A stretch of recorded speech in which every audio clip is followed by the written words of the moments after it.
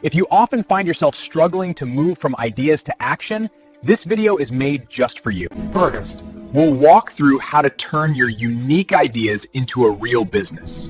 We will be clarifying what your business is, who your customer is, what value you offer. All I ask is 10 minutes of your day. Gross profit margin shows how much money you have left after paying for the product or service you sell. It tells you how much room you have to make mistakes. For example, if an industry has a 2% margin, like grocery stores, almost all the money you earn goes straight to costs.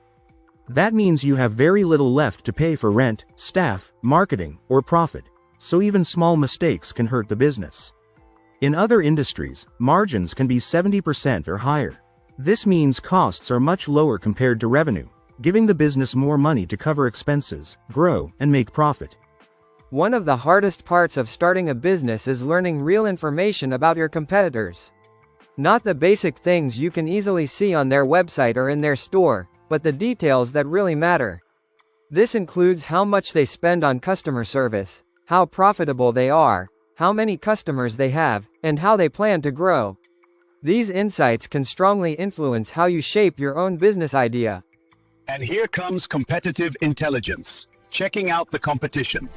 Buy your competitors' products. This helps you understand how they treat customers and how good their products or services really are. If it feels strange to buy from a competitor, remember this. Once your product is on the market, they'll be buying yours too. Expand your Google search and take time to review your competitors' social media presence on platforms such as Facebook, Pinterest, Instagram, TikTok, and Twitter. Finally, check customer review sites like Yelp to see what people are saying about your competitors. Next step is simple. Check information on public companies. D&B Hoovers provides detailed profiles of public companies. Here are a few excellent online resources you may want to explore as you research your industry and competitors. Inc. offers valuable data on some of the fastest-growing private companies in the U.S., including insights on revenue, profit margins, and employee growth over recent years.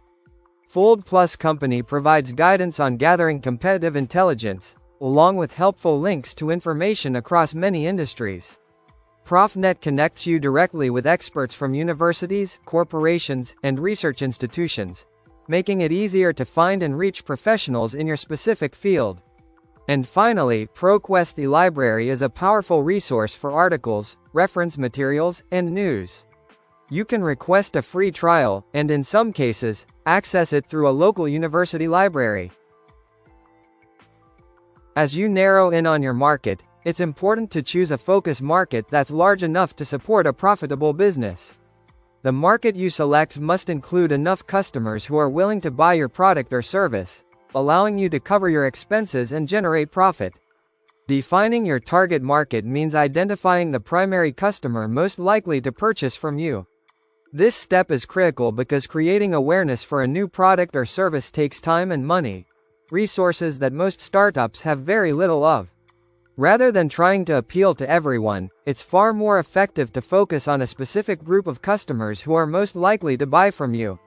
Even more importantly, targeting the customers who are easiest to reach and persuade helps you gain traction quickly.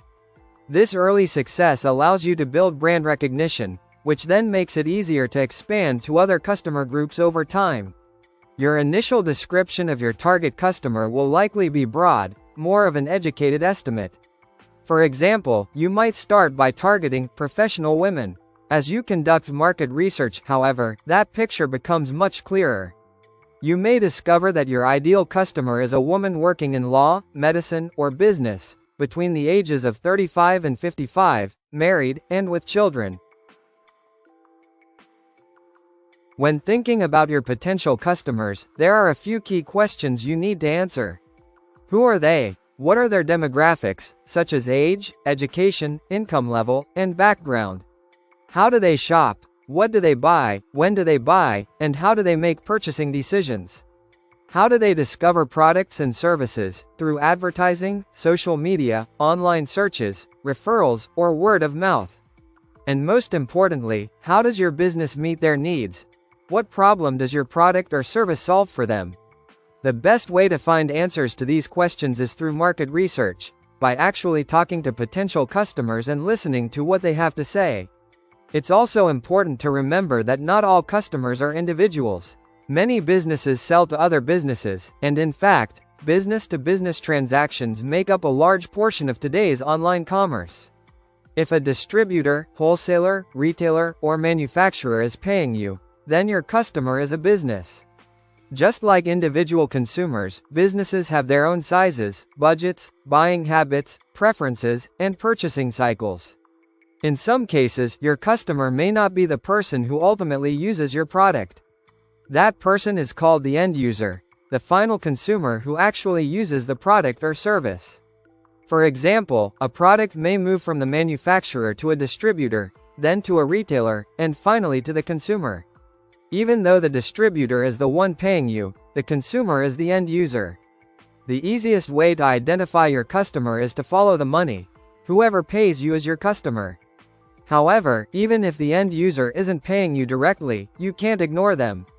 You still need to understand their needs, preferences, and behavior. That's because you must convince distributors and retailers that there is real demand and that the end user will buy enough of the product for everyone in the chain to make a profit. For this reason, you should research end users just as carefully as you research your direct customers. Let's now talk about developing a focus market strategy. Developing a focus market strategy begins with clearly defining and understanding your target market. One of the main reasons to do this is to find a strong entry point, your way into the market that allows you to compete. Entering a market without a strategy puts you at a disadvantage. As the new player, if customers can't clearly see how you're different from existing options, they're unlikely to choose you. People naturally prefer doing business with brands they recognize and trust. A focus market strategy is one of the most powerful approaches for entrepreneurs because it gives you greater control. The goal is to serve a specific group or need that no one else is fully addressing. By doing this, you position yourself as the leader and set the standard for others who may follow. This approach also allows you to establish your business in a relatively protected space, before direct competitors emerge. Competing head-to-head requires significant marketing investment, and for a startup, those resources are better used elsewhere. So how do you uncover a focus market that others have missed? By listening closely to customers. Your target audience holds the key to your entry strategy. They will tell you what's missing from existing products or services and what they truly need. When you step in to meet that unmet need, you create a clear and powerful path into the market. Focusing on a brand new product. Many entrepreneurs are interested in selling products but aren't sure where to begin.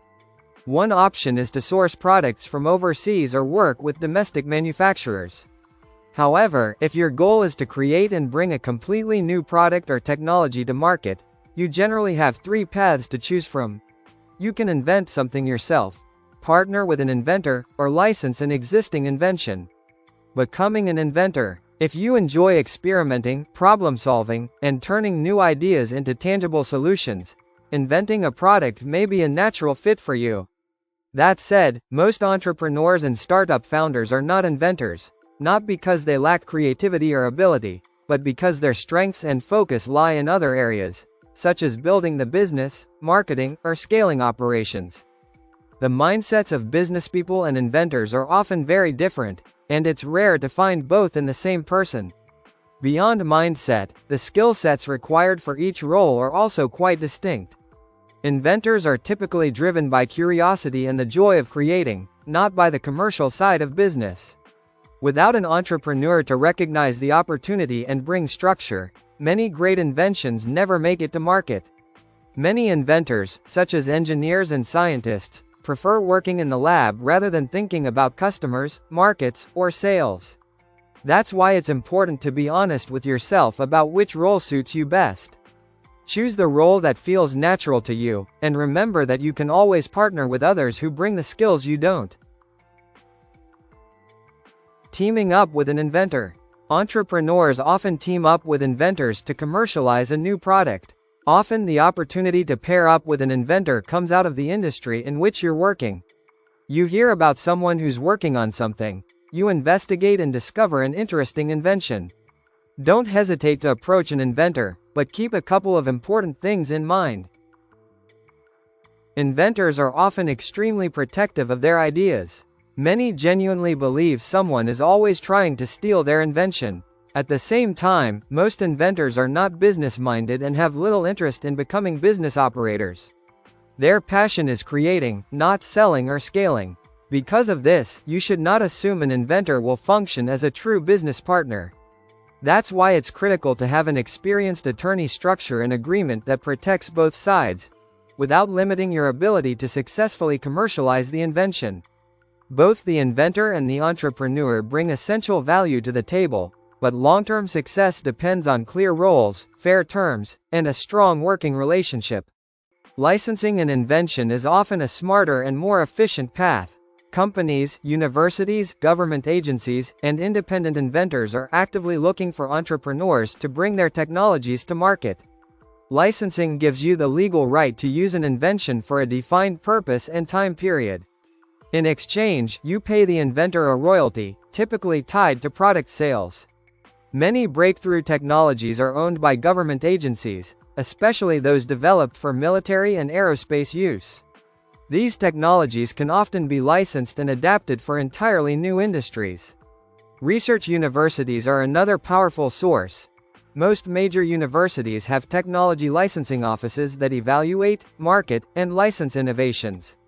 Institutions like Stanford University, for example, manage extensive portfolios of licensable technology. Universities, in particular, are a rich and often underused source of innovation for entrepreneurs. If you found this helpful, don't forget to like this video and subscribe to the channel so you won't miss part 2.